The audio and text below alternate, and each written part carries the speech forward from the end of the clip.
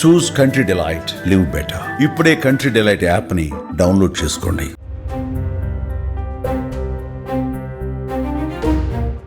అందరికీ నమస్కారం. నేను Swaroopa Putlapalli. Welcome to Suman TV. Cancer వచ్చిందంటే చాలు ప్రాణాల మీద ఆశలు వదిలేసుకుంటూ ఉంటారు. ఒకవైపు సమాజం చూసే చూపులు, కుటుంబ సభ్యుల నుంచి నిరాదరణ, ఇలా రకరకాలుగా ఆ క్యాన్సర్ పేషెంట్స్ను కుంగదీస్తూ ఉంటాయి. ప్రస్తుతం నాతో పాటు ఉన్నారు క్యాన్సర్ కౌన్సిలర్ వనజ రామశెట్టి గారు. ఆవిడతో మాట్లాడదాం. వనజ గారు నమస్తే. మీరు ఒక క్యాన్సర్ సర్వైవర్. క్యాన్సర్ని మీరు దగ్గరగా చూసి వచ్చారు. ఇప్పుడు చాలామంది క్యాన్సర్ పేషెంట్స్కి మీరు కౌన్సిలింగ్ ఇస్తున్నారు. ఎలాంటి పేషెంట్స్ మీ దగ్గరికి వస్తూ ఉంటారు? మీ అనుభవాలని వాళ్ళతో ఎలా షేర్ చేసుకుంటారు? ఒకటి ఏంటంటేనండి, ఫస్ట్ థింగ్ ఏంటంటే నా దగ్గరికి అప్రోచ్ అయ్యే వాళ్ళందరూ ఏదో ఒక రకంగా క్యాన్సర్ వచ్చి తగ్గిపోయిన వాళ్ళు, ఇప్పుడు ప్రజెంట్ ట్రీట్మెంట్ అవుతున్న వాళ్ళు, ఇనీషియల్ స్టేజెస్ ఉన్నారు, అడ్వాన్స్ స్టేజెస్ ఉన్నారు. అన్ని రకాల క్యాన్సర్ పేషెంట్స్ని చూశానండి నేను, సర్వైవర్స్ని. అంటే ఎట్లాంటి అంటే స్టార్టింగ్ ఇనీషియల్ స్టేజ్ ఉన్నవాళ్ళు, కొంచెం అడ్వాన్స్ స్టేజెస్, మరీ అడ్వాన్స్ స్టేజెస్, ఇంకా రేపో మాపో చనిపోతాం అన్న వాళ్ళు కూడా నా దగ్గరికి వచ్చి ఉన్నారు. ట్రీట్మెంట్ ఎఫర్ట్ చేయని వాళ్ళు వస్తారు, ట్రీట్మెంట్ ఎఫర్ట్ చేసిన ఫ్యామిలీ సపోర్ట్ లేని వాళ్ళు ఉంటారు. ఇట్లా అనమాట మల్టిపుల్ కేసెస్, ఒక్కొక్కటి ఒక్కొక్క స్టోరీలా ఉంటుందండి. నా దగ్గరికి వచ్చిన వాళ్ళందరిది అన్ని స్టోరీస్ వింటూ ఉంటే చాలా బాధ అనిపిస్తుంది.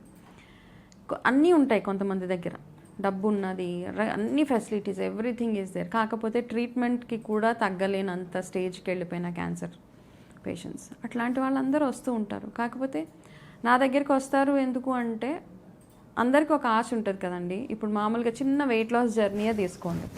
ఎవరన్నా ఒక 100 కేజీలు బరువు ఉన్న వాళ్ళు ఒక 3-4 నెలల్లో ఒక 20 కేజీస్ తగ్గిపోతే అందరు వెళ్ళి అడుగుతారు, నువ్వేం చేసావు, నువ్వు ఎట్లా వెయిట్ తగ్గావు అని అడుగుతూ ఉంటారు.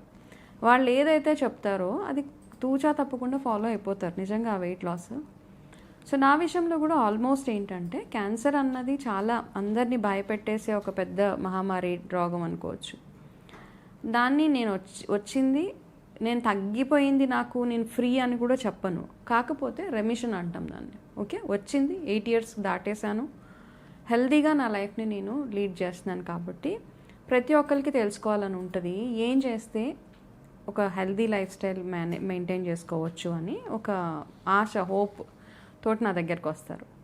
ఆ వచ్చిన వాళ్ళందరికీ ఒక రే ఆఫ్ హోప్ నా మాటలతోటి, నా కౌన్సిలింగ్ తోటి లైఫ్ స్టైల్లో ఎటువంటి మార్పులు చేసుకోవాలి అని అవన్నీ చెప్తాను. అవన్నీ చెప్పాక నేనేం బిలీవ్ చేస్తానంటేనండి, చాలా మనకుండే ధైర్యమే మనల్ని సగం హీల్ చేసేస్తుంది. మనం అవతల మనిషికి ఇచ్చే టైం ఏదైతే ఉంటుందో, చాలామందికి మాట్లాడుకునే అంత అవకాశం లేదు, టైం ఇవ్వరు. క్యాన్సర్ పేషెంట్స్ ఏం చెప్పుకోవాలి, వాటికి రకరకాల పిచ్చి ఆలోచనలు వస్తాయి. ఆ ఆలోచనలన్నీ వినడానికి ఒక మనిషి ఉండాలి. అది రాంగ్ ఆలోచనలు, రైట్ ఆలోచనల కింద మనం ఏమి జడ్జ్ చేయక్కర్లేదు. ఎటువంటి థాట్స్ అన్నా రావచ్చు, అవన్నీ వినడానికి ఒక మనిషి, ఓపికగా వినే ఒక మనిషి కావాలి. అది నేను అందరికీ వాళ్ళు వచ్చి చెప్తారు, నేను వాళ్ళని ఏమి అయ్యో ఎందుకు అలా అనుకుంటున్నారో అట్లా ఏం అనుకోవద్దు, ఇట్స్ ఓకే, మన మైండ్ కాబట్టి మనకు 100 రకాల, మనము ఒక పెద్ద ప్రాబ్లం ఉన్నా అంటే మనకు రకరకాల ఆలోచనలు వస్తూ ఉంటాయి. ఆలోచనలు అన్నీ వినే మనిషి ఉండాలి.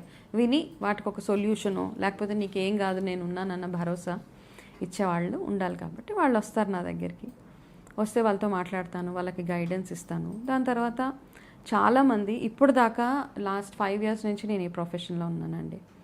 I think very 1 or 2 cases చనిపోయారు అంతే తప్పిస్తే. బట్ మిగతా వాళ్ళందరూ ఏదో రకంగా దే ఆర్ గుడ్ అనమాట, బాగున్నారు చక్కగా.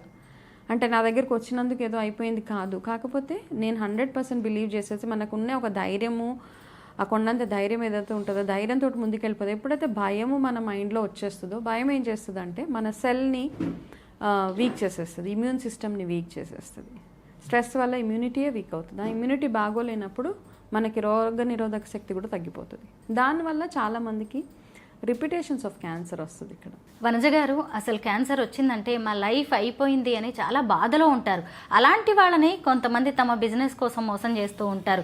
ట్రెడిషనల్ మెడిసిన్ అని చెప్తారు, ఇంకొక వైపు నాటు వైద్యం అని రకరకాలుగా డబ్బు గుంజే ప్రయత్నాలు అయితే చేస్తూ ఉంటారు. మీ దగ్గరకు వచ్చే క్యాన్సర్ పేషెంట్స్ ఎలాంటి డౌట్స్ అడుగుతూ ఉంటారు? అయితే ఒకటి ఏంటంటేనండి, ఇప్పుడు చాలామంది చాలా రకాలుగా ప్రమోట్ చేసేస్తూ ఉన్నారు. ఈ మధ్యకాలంలో నేను చూసినవి ఏదో చెట్లు మందులు వేసుకుంటే తగ్గిపోతుంది అంటారు, లేకపోతే ఫలానా కషాయాలు తాగితే తగ్గిపోతుంది, ఓన్లీ డైట్ తోటి క్యాన్సర్ తగ్గించేస్తాం అన్న వాళ్ళు చాలామంది. ఇవన్నీ ఏంటంటే మనం ఒకరి వీక్నెస్ని మనం క్యాష్ చేసుకునే ప్రాసెస్ అంతే. నా దగ్గరికి వచ్చేవాళ్ళు అంటారు డైట్ తోటి తగ్గిపోతే. డైట్ అంటే ఎందుకు ఇస్తాను అంటే, మనము ట్రీట్మెంట్తో పాటు సపోర్ట్గా మనకి ఎనర్జీ బాగుండడానికి, మనకి కీమోథెరపీస్ కానీ క్యాన్సర్ ట్రీట్మెంట్ అవుతున్నప్పుడు ఏమవుతుందంటే రకరకాల సైడ్ ఎఫెక్ట్స్ ఉంటాయండి. ఒకటి వామిటింగ్స్ అని, కళ్ళు తిరగడం అని, ఎనర్జీ డ్రైన్ అయిపోవడము, కాన్స్టిపేషను, ఎలర్జీస్, ఇట్లాంటివన్నీ ఉంటాయన్నమాట. ఇవన్నీ ఓవర్కమ్ అవ్వడానికి గాను మంచి డైట్, మంచి లైఫ్ స్టైల్ మెయింటైన్ చేయాలి. అది నేను హెల్ప్ చేస్తాను అందరికీ. ఎటువంటి ఆహారం తీసుకుంటే ఇట్లాంటి నాజియా అది రాకుండా ఎనర్జెటిక్గా ఎలా ఉంటాము. మీకు ఒకవేళ డాక్టర్ మీకు ఒక 10 కీమోథెరపీలు చేస్తే, ఒక కీమోథెరపీకి నెక్స్ట్ కీమోథెరపీకి వెళ్ళే లోపల మీరు మీ ఎనర్జీ లెవెల్స్ని ఎంత బాగా ఉంచుకోవచ్చు, మీ బాడీని మీరు ఎలా ప్రిపేర్ చేసుకోవచ్చు నెక్స్ట్ టైం అని కౌన్సిలింగ్ ద్వారా, ఆహారం డైట్ చార్ట్ ద్వారా నేను చెప్తాను. అంతే తప్పిస్తే ఈ డైట్ తింటే మీకు తగ్గిపోతుంది అని మాత్రం ఎక్కడ నో వే అండి. నేను చెప్పేది ఒకటే, ట్రీట్మెంట్ 100% ట్రీట్మెంట్ కంప్లీట్ చేసుకోవాలన్నమాట. ఏది ఉన్నా కానీ మీకు డాక్టర్ ఒక పలానా కీమోస్, ఒక సెట్ ఆఫ్ రేడియేషన్స్, ఇమ్యూనోథెరపీస్ ఇవన్నీ చెప్తే అవన్నీ కంప్లీట్ చేసుకుంటూ డైట్ని, లైఫ్ స్టైల్ని మెల్లిమెల్లిగా మార్చుకుంటూ వెళ్ళిపోతే 100% క్యూర్ ఉంటుంది. మన సంకల్ప బలం గట్టిగా ఉంటే పంచభూతాలు కూడా మనకి సహకరిస్తాయి అంటారు కదా. మనకి మనోధైర్యం ఉంటే యమగండ నుంచి కూడా బయటపడచ్చు. మీరు క్యాన్సర్ కౌన్సిలర్ మాత్రమే కాదు, spiritual healer, Vedic nutritionist. Cancer పేషెంట్స్కి ఆధ్యాత్మికత విషయంలో, స్పిరిచువాలిటీ విషయంలో మీరు ఎలా హెల్ప్ చేస్తుంటారు?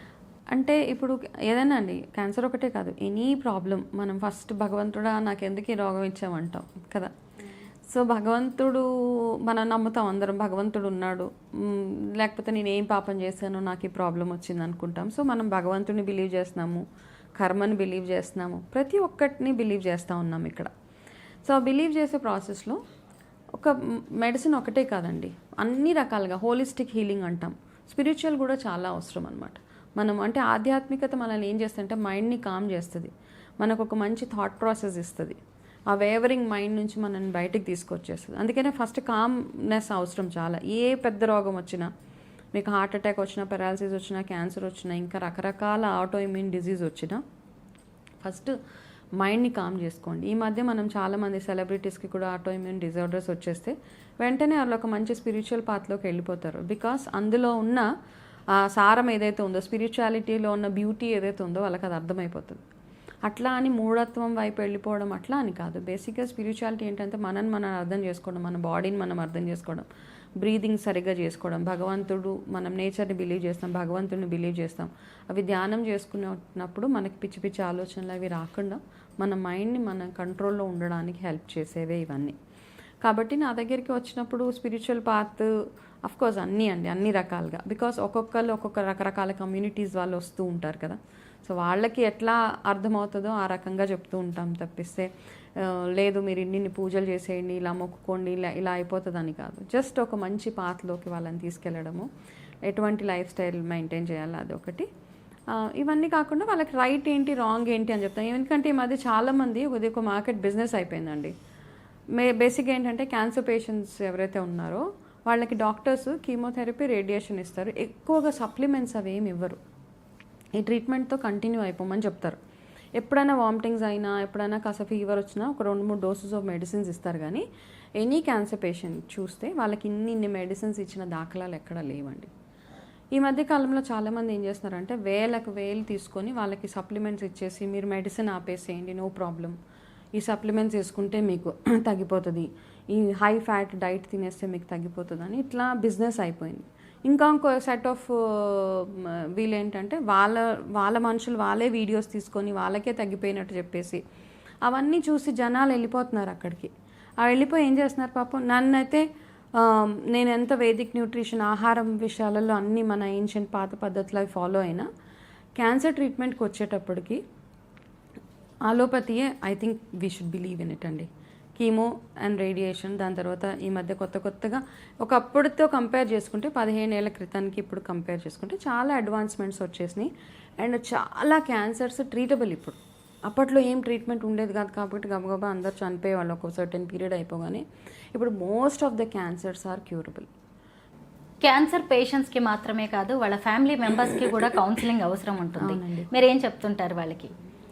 వాళ్ళకి నేను చెప్పేది ఒకటేనండి, పదే పదే వాళ్ళ ముందు కూర్చుని అయ్యో నీకు ఎందుకు ఇంత బాధ వచ్చింది, నువ్వేం పాపం చేసావో, నీకే ఎందుకు ఇంత కష్టం వచ్చింది అంటే వాళ్ళని ఇంకా ఇంకా మనం ఎమోషనల్గా వీక్ చేసేస్తూ ఉంటాం. మన ధర్మంగా మనకు వాళ్ళు ఎంత సపోర్ట్ చేయగలరు, వాళ్ళని మోటివేట్ చేయండి. ఓకే, కాసేపు లేచి నడవండి, కాస్త తినండి. కొంతమంది ఏంటంటే తిను తిను తిను తిను ఫ్యామిలీ మెంబర్స్ ఏం చేస్తారంటే క్యాన్సర్ ట్రీట్మెంట్ అవుతున్నప్పుడు first of all impact food మీద పడిపోతుందండి. ఫుడ్, నిద్ర, తినబుద్ధి కాదు. ఎందుకంటే మనకి ఆ ఫీలింగ్ అట్లా ఉంటుంది. తినండి, తిను తిను తిను, అప్పుడు తినడం వల్ల ఏం అవ్వదు. కాకపోతే వాళ్ళకి మీరు ఏం చేయాలంటే వాళ్ళకి ఏం చాయిస్ ఆఫ్ ఫుడ్స్ ఏం తినాలనిపిస్తుంది అన్నది మాత్రమే పెట్టండి కొన్ని రోజులు. వాళ్ళకి సూప్ తాగాలనిపిస్తుందా? అండ్ రెండోది ఏంటంటే అందరినీ పిలిచేసి వాళ్ళ గురించి ఫోన్లు చేసి చెప్పేసి వాళ్ళని ఇంకో ట్రామాల్లోకి తీసుకెళ్లకుండా మీరు ఏం సపోర్ట్ చేయగలుగుతారు వాళ్ళకి, ఒక మారల్ సపోర్ట్ నువ్వేం చేయగలుగుతావు, వాళ్ళని బిజీగా ఉంచడానికి ట్రై చేయండి. వాళ్ళకి ఇష్టమైన కొన్ని సిరీసో, సీరియల్సో, బుక్సో, స్టోరీసో, సంథింగ్ లైక్ దట్ వాళ్ళని మ్యాక్సిమం యాక్టివ్గా ఉంచడానికి ట్రై చేయండి. అలాగే మీ హెల్త్ కూడా మీరు సరిగా కేర్ టేకర్స్ కదా పాపం, ఎండ్ ఆఫ్ ద డే వాళ్ళ గురించి బాధపడక్కర్లేదు. యాజ్ లాంగ్ యాజ్ వాళ్ళకి కావాల్సిన ట్రీట్మెంట్ మీరు వాళ్ళకి ఇప్పిస్తున్నారు, మంచి హాస్పిటల్స్, మంచి డాక్టర్స్ వీళ్ళందరి దగ్గర తీసుకెళ్ళి మీ ట్రీట్మెంట్ చేపిస్తున్నారు.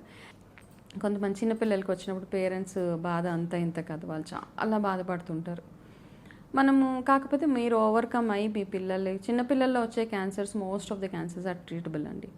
కాబట్టి మీరు ధైర్యంగా ఉంటూ వాళ్ళకి మంచి ధైర్యం చెప్తూ వాళ్ళకి మ్యాక్సిమం ఎనర్జీ వచ్చేలాగా వాళ్ళని చుట్టూ వాళ్ళ ఎన్వైరన్మెంట్ చాలా బ్యూటిఫుల్గా ఉండేలాగా చూసుకుంటే డెఫినెట్గా హీలింగ్ ఉంటుంది. మీ మాటలు వింటే చావుకి దగ్గరగా ఉన్న వాళ్ళకి కూడా జీవితం మీద ఆశ పడుతుంది. Thank you so much Vanaja గారు.